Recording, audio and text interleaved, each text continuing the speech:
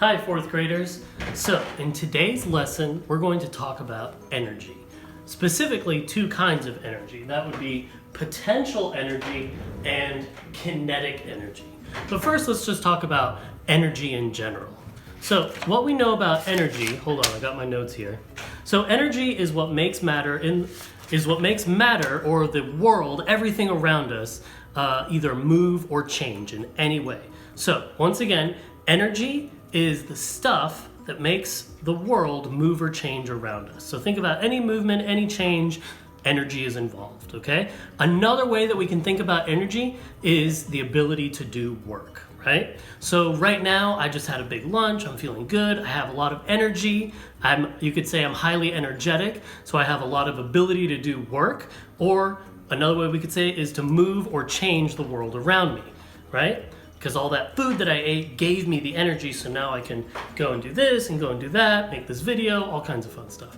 However, on the other hand, if I have low energy or if I was feeling really sleepy like I just woke up, I would have low energy, right? I wouldn't feel like doing very much and I would want to maybe lay around all day, just hang out. But my ability to do work and to move or change the world around me would be less, right? Because I have low energy, feeling chill, okay? So we can also think about it this way. Think about like a car, right? A car has the ability to do all kinds of work for us, right? It can definitely move and change. So this car would have to have a full tank of gas in order to do that work. So once it's got a full tank of gas, we can say that it has high energy. It has the ability to do all kinds of stuff.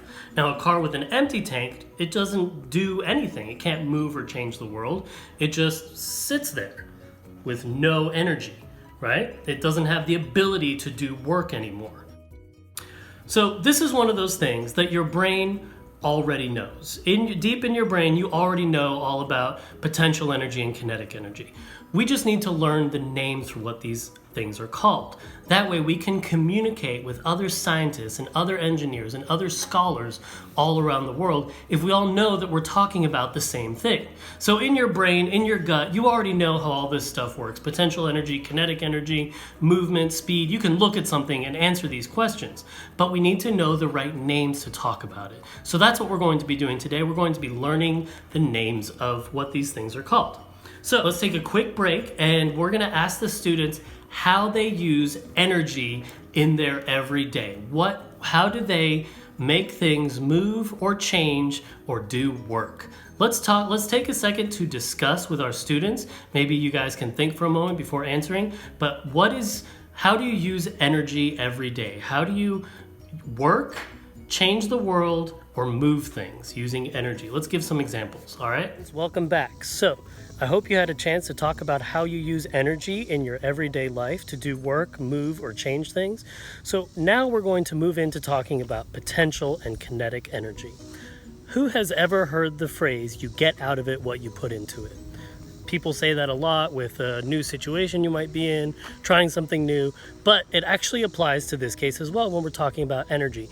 You get out of it what you put into it. Any energy that I put into something, I'm going to get back out. So if I walk up my driveway here with this ball, I'm putting energy into the ball with every step I take because my driveway's on a hill. I'm getting a little bit higher with every step.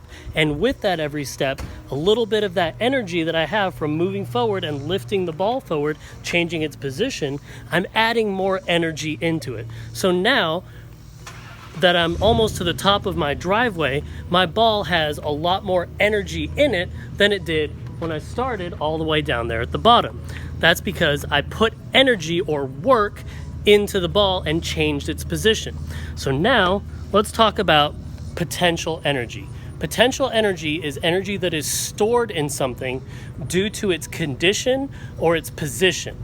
Now we've already talked about position. We know that the position of this ball is under my foot at the top of my driveway here. So that means that I have stored the energy that I put into it from walking up the hill. It's now stored in the ball under my foot. The ball's not moving, so it doesn't have any kinetic energy, which can only happen from motion. Right now it has stored energy. What energies does it have stored? It has stored the energy that I put into it while I walked it up the hill. Where did I get that energy? From the big lunch that I ate, right? Okay, so now that I have that stored energy, as long as I have my foot on it, it's going to stay stored. It's going to stay as potential energy. It only could have energy. It could have movement. It could do some work. It could change position, right? But as long as I have my foot, before I release it, it won't have that kinetic energy. But now, as soon as I lift my foot off of it, that energy that I put in is being released, and it's gonna roll down the hill. Okay, so in this case, the ball didn't roll as far because it hit this grass. And if you guys remember about friction uses up a lot of energy. So that's why the ball didn't roll very far, because it had to spend all that energy on the grass. Now, it didn't spend all of its energy because it still had the ability to go farther down. As long as it can keep going down, it still has some energy to spend. You can do it. There we go. So now the ball rolling down the driveway and releasing that energy that I put into it when I walked up the driveway. Now we can see the ball is going over into the neighbor's yard. That's going to be super awkward when I go and get it here in a second, but that's okay because I'll do it for you guys. Okay, so I have one more really good example of potential and kinetic energy, and that is the classic bow and arrow. Now this is my bow. This is a compound bow, so it's got all these wheelie pulleys and levers and stuff to make it a little bit easier to pull, but it's about 100-pound draw strength. So I'm going to be putting 100 pounds worth of my energy into the bow as I pull the string back, right? So now I have stored my potential energy in this bowstring, and when I release it, it's gonna all go into my arrow, which I have right here, and that arrow will then go flying over towards my target further down there. So let me load up my arrow here. Okay, and the arrow is clipped onto the string in that spot, and then I have my trigger here. Now my trigger just lets me pull the trigger, and then that trigger will release the string, so it makes it very precise for exactly when I want to release the string. So I'll hook in to my little loop right here, and then that'll stay on until I pull the trigger to release that energy. So now I need to put all of my energy into pulling back the bowstring, and then I'm gonna aim and fire. And my arrow will take all of that stored potential energy that was in the bowstring and turn into kinetic energy and go flying out of my arrow, out of my bow and arrow set, and into the target down there. Okay, so potential energy turning into kinetic energy. Potential energy can only become kinetic energy once it is released. Until then, it is stored, saved up. We've had a lot of great examples of both potential energy and kinetic energy. So if we remember, quick review, potential energy is energy that has been stored due to where it is or the condition that it's in. So a stretched out spring is in a condition to store that energy and then release it. The stretched out bowstring from my bow and arrow is in a condition where it is storing energy until I release it. On the other hand, we have a ball that's sitting at the top of the hill. Its position stores the energy because it's at the top of the hill. It could roll down the hill, just like I could release the bowstring. Okay.